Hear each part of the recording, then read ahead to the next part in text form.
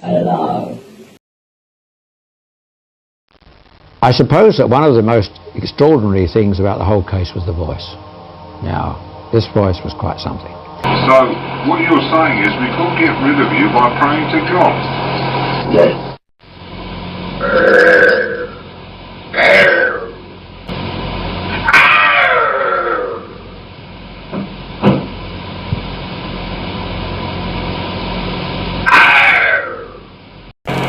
I went blind. Then I had an hemorrhage and I fell asleep and I died in a chair in the corner downstairs. The voice was not made by the larynx, the voice box, but by the false vocal fold, which is above the larynx. And you only use that when you lose your voice and you talk like that. Well, if you talk like that for more than a couple of minutes, you start getting a sore throat. Talk like that for 5 minutes or so and you're going to start doing damage to your throat. And yet this voice used to speak up to 3 hours at a time. Not continuously, of course, but up to 3 hours at a time without the girl showing any distress at all. Absolutely remarkable. When you hear the voice and it comes out, where does it come from? Here, your throat? No. Where do you feel it comes from? Back of the neck. Back of the neck. And so it must be as if it's somebody else speaking then, when you hear it? Yeah, behind us. And do you get the feeling when you hear the voice that there is a person there? Yes. Yeah. And do they tell you much about themselves? Not really, no. They just tend to growl and play around and sort of joke and be silly. No. I wonder, do you think there's anyone there just now? Yeah, I do. Who's that? What? Who's that, Janet? Pardon? Stuart Certain. Stuart Certain, and he's one of the voices. Yeah. Very good. Let me hear you say my name again. Come on, let me hear you say my name.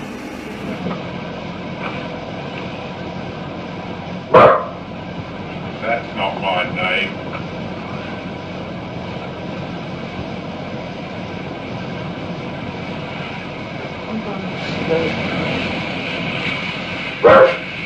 Come on, my name's Morris. Let me hear you say it. Morris. Say Dr. Belloc. Come on, let me hear you say that. Come on, let's hear you say Dr. Belloc. Could you close that door down? Say Dr. Belloc. What is it? Just hold that one on. Good work. Now, if you squeak the bed, I can't hear you talking. Now, say Dr. Belloc. Come on. Come on, say it for me, Dr. Belloc. Dr. Belloc. Right, that's good. Shut up that door. I'm 72 years old. I come from Jewel Farm, Greyjoy. And I have right near the church where Rita lives. And all my friends come from there as well. And we all make a game and go to the pub. And then we pick your house, because I used to live here. And I will tell you some more. And if you don't get anyone else, Mr. Mr. and Mr. Playback. Row, row, row, the pub gently down the street. Merrily, merrily, merrily, merrily, lovely pub to drink. Now f***ing smile. I want you to tell me whether you remember what happened to you when you died? Just before you died and just after you died?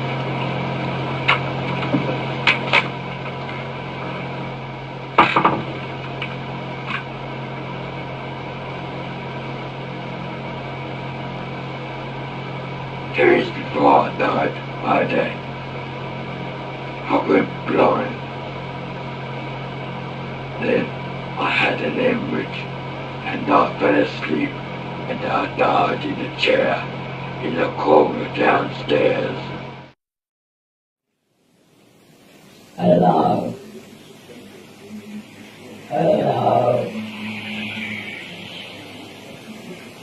Yeah. Margaret's asleep and I'm talking. Margaret's asleep and I'm talking.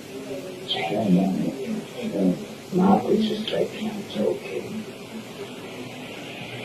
Mr. Brown. I was asleep. Mr. Brown fell asleep and he's talking. So,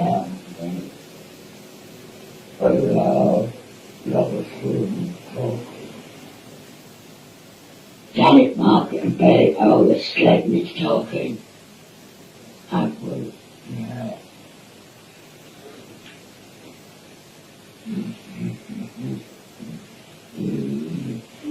Hello, Mr. Playfair. Margaret's asleep and I'm talking. Hello.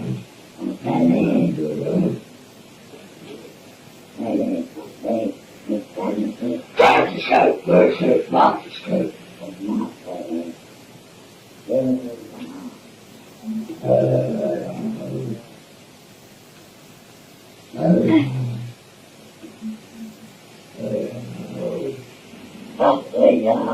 Alright, late.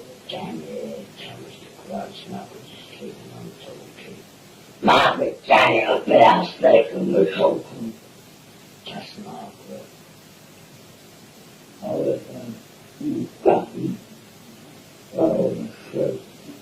Bang on the floor, out, Margaret, I'm very late.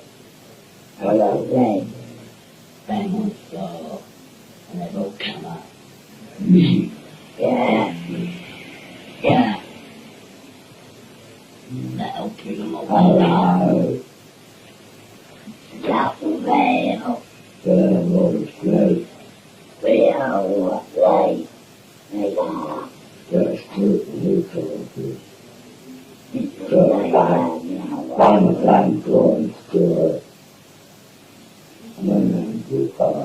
bang on the floor and I'll shout. Pardon. Bring Graham up here. Yeah. Roll straight.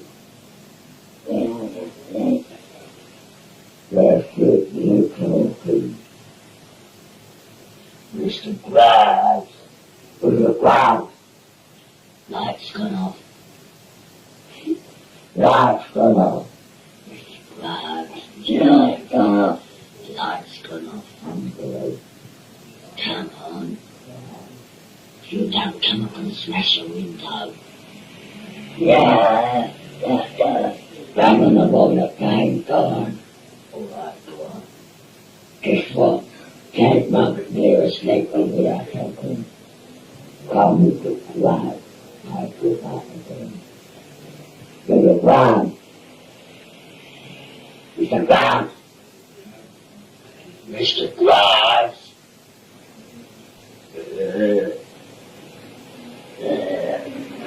Mr. Graves! Mr. Graves! Quick! Mr. Graves! Yeah. Oh, something. I was in the ground. I'm so excited. Who? Margaret. She was not this. Margaret what? She's not this. Bill, if you're there, would you answer me the following question? What have you done with Denise's 30p?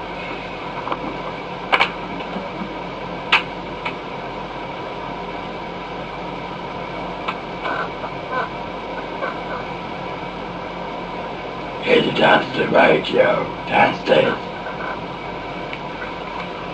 Sorry, Bill, can you say that again, please?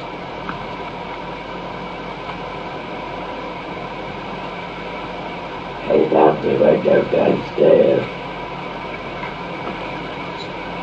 Right, Bill, I'll go and look. Thanks ever so much.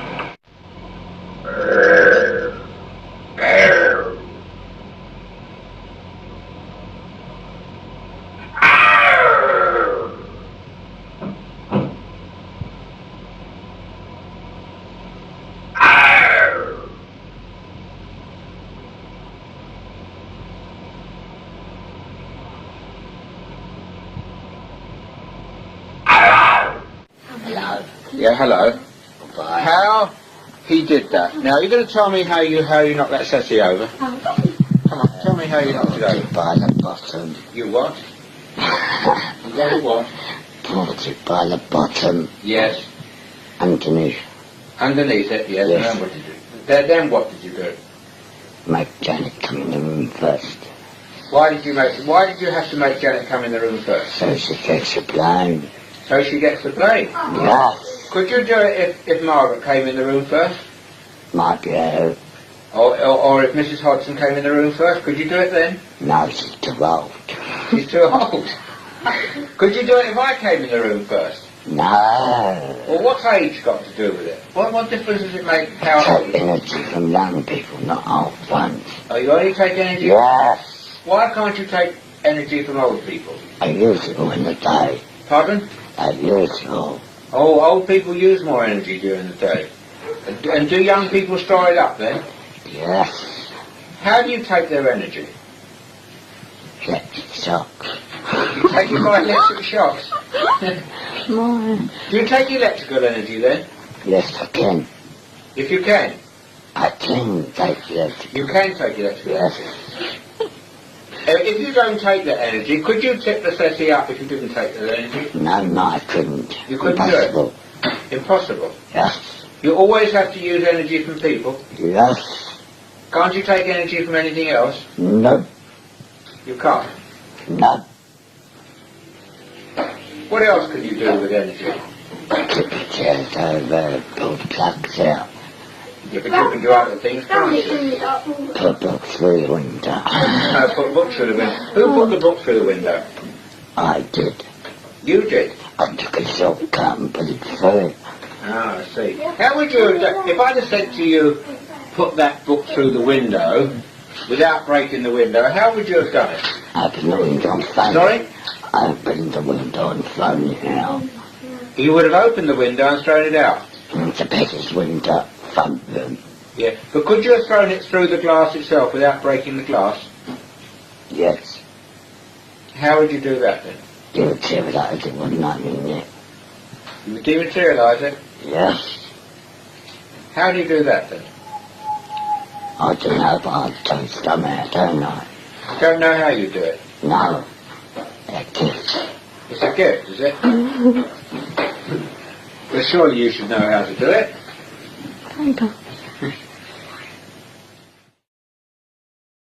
Did any friends go with you?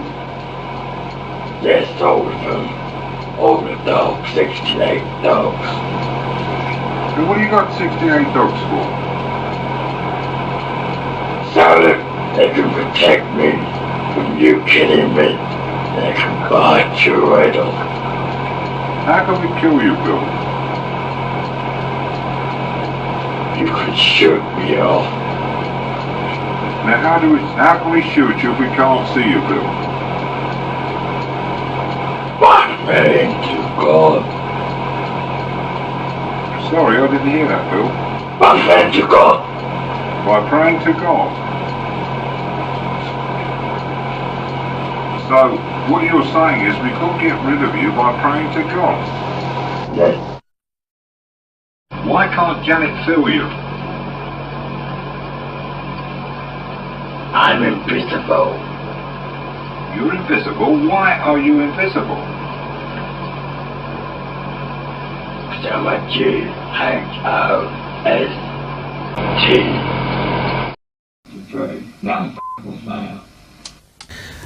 To keep up this particular type of voice for any length of time without damage to the vocal cords is absolutely impossible.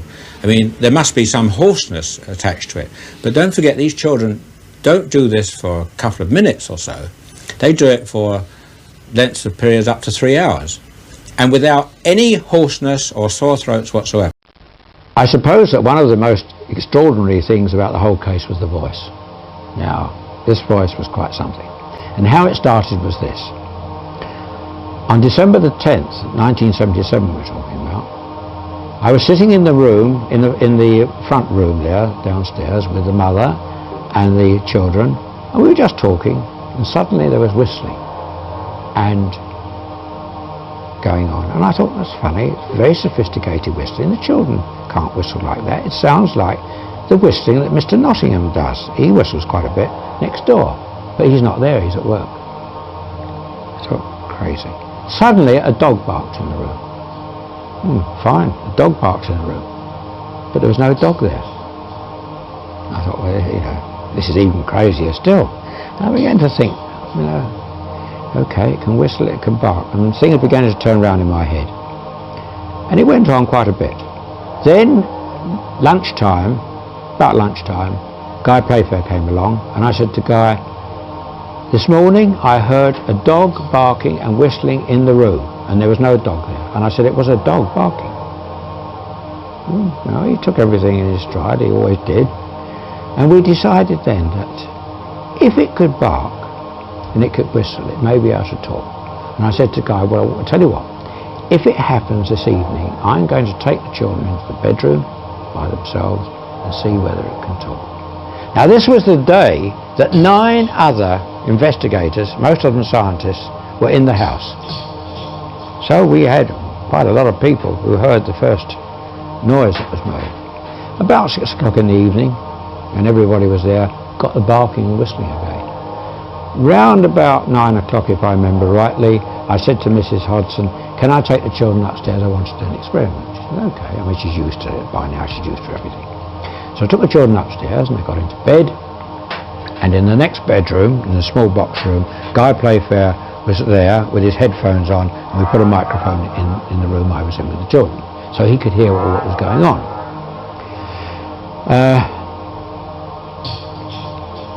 And the barking and whistling was going on. Then I suddenly said, if you can bark and you can whistle, you can talk. Say my name. For quite a while nothing happened. Then suddenly it said, Morris. I thought, good. Good, some results. And then I challenged it again. I said, no, that's not my name, because I didn't hear it properly, you see. Morris, something like that. So I said, no, say it again. This time it said, Morris, quite clearly.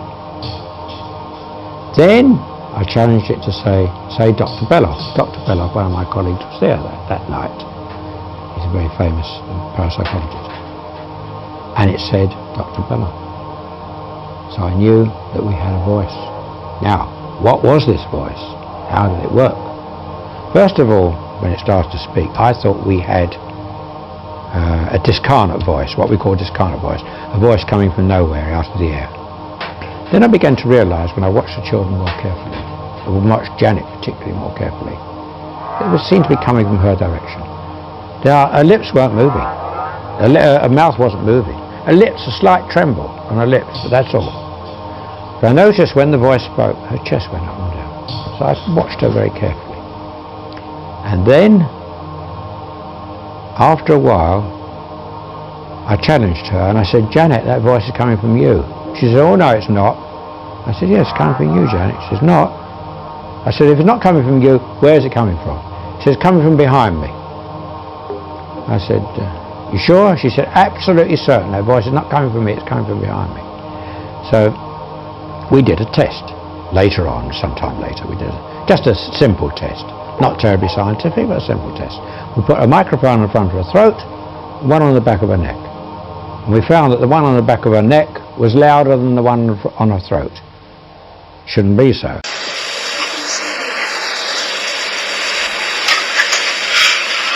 the lights gone out. Oh.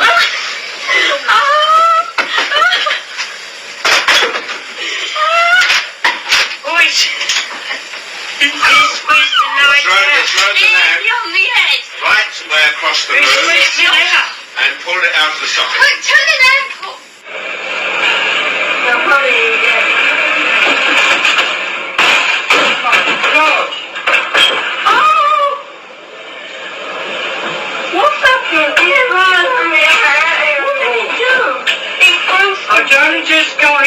put my head down, turned the light out, and that lands over there. And the light or something through here. Right, that's the front of the doll's house is thrown right across the room, over the top of the bed to the door. Yeah. The doll's house is in the corner, away from the bed. And the light has jumped backwards from the end of the bed and is now under the bed. Oh, that's strange, isn't it? Who's that shaking the door? Oh. What's the matter?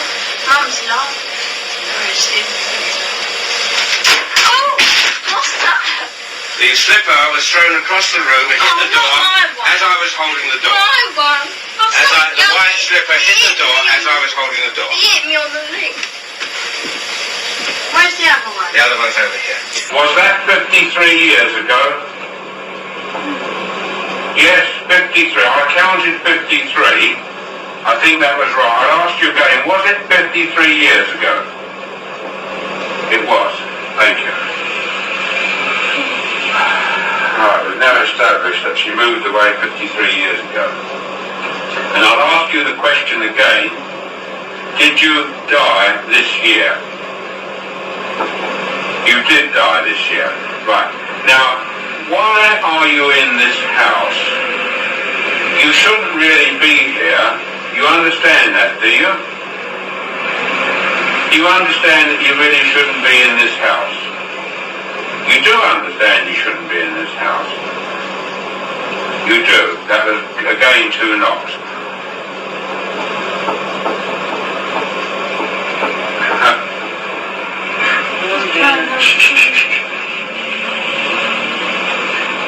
It's now doing the rat-tat-tat-tat-tat-tat. Now, I'm going to ask you a question. Are you having a game with me?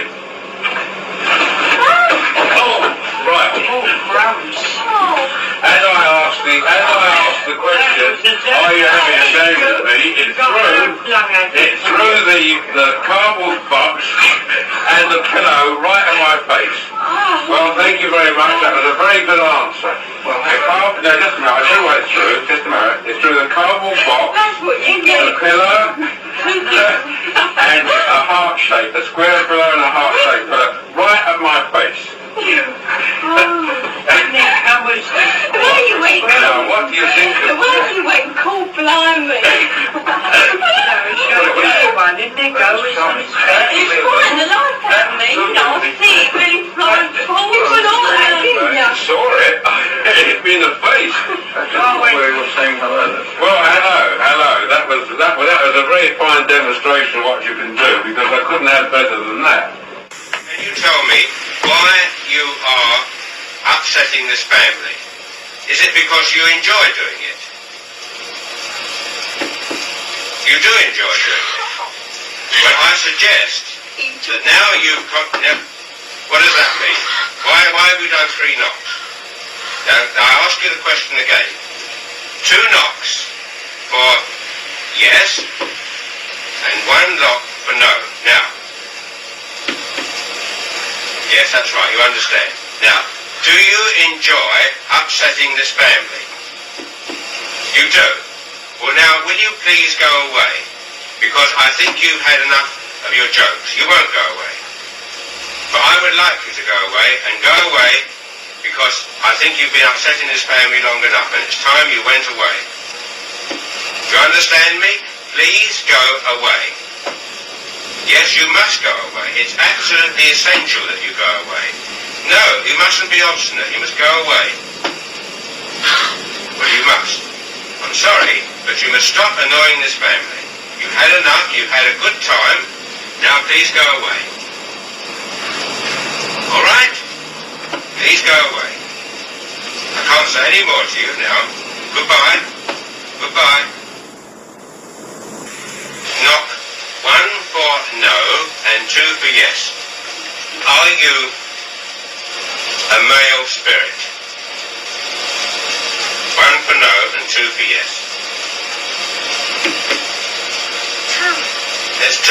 You are a male spirit. Did you used to live in this house? You did. Was it more than 50 years ago? Yes. Did you die in this house? Did you pass on? You did pass on in this house. Now, why are you here? Are you unhappy? You're not unhappy. But why are you here? Is it because you want to give us a special message? No. You don't want to give us a special message. The sooner you get to sleep, the sooner it's going to be quiet. All right?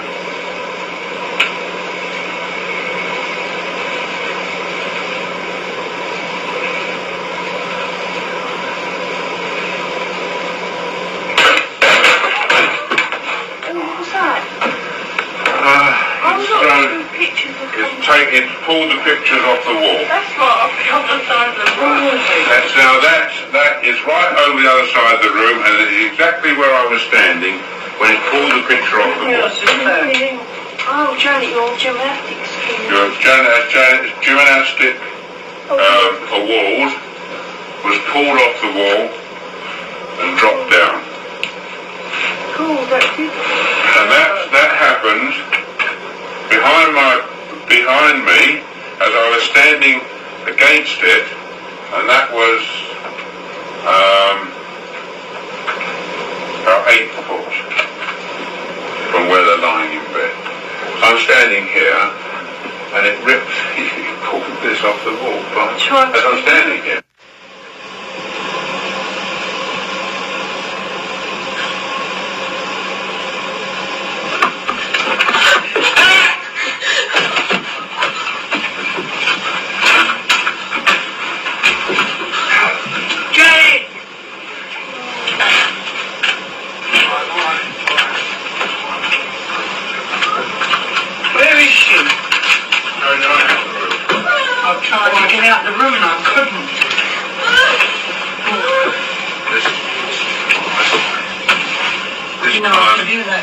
This time Janet was thrown right out of the room onto the stairs.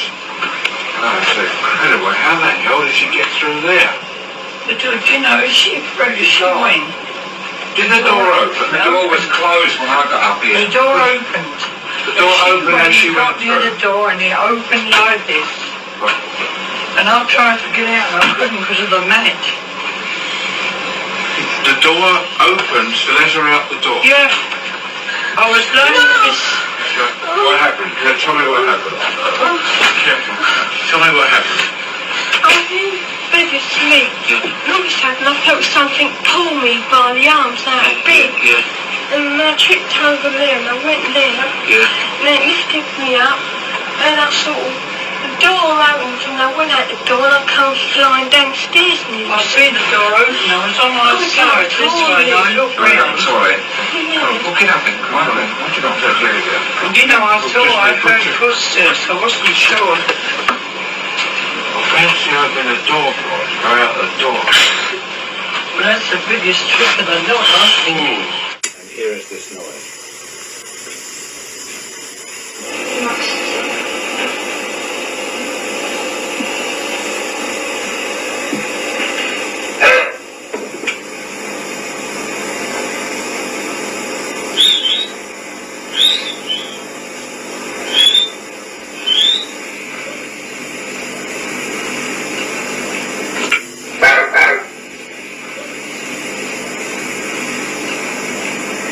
We got a dog in here. Oh, Josie. Well, just a minute. Right, we'll try again. I want you to call out my name. You call my complete name. Morris Gross. See if you can do that.